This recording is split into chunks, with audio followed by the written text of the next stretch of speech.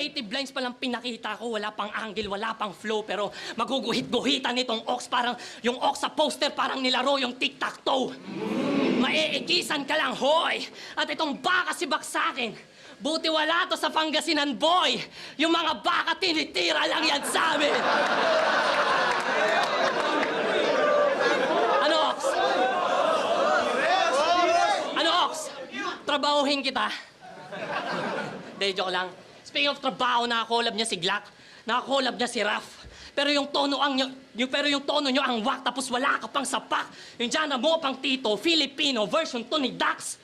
Nagsasayang ka lang ng kuryente, iho. Paldo na naman yung Meralco na kumukupit sa ating tax. Tangina nyo, Meralco.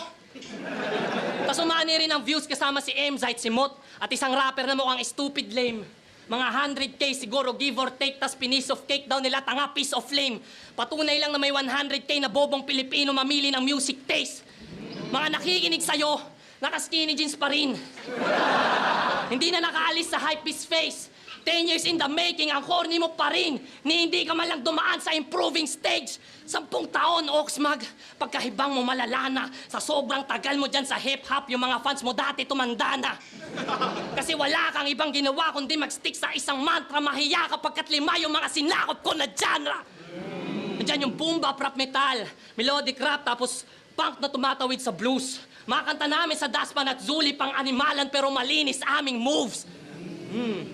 Pero mga kanta namin sa Daspan at Zuli, pang animalan pero malinis aming moves. Hip-hop at punk na original. Tinatake yung social cues. Ikaw may views ka sa kanta mo, kami may impact sa political views. Okay, kino-compare niya na ngayon yung sarili niya kay Oxmag na yun yung tagal na pala sa eksena nito ni Oxmag. Hindi ko yun alam. 10 years daw, sabi ni Ozarugami.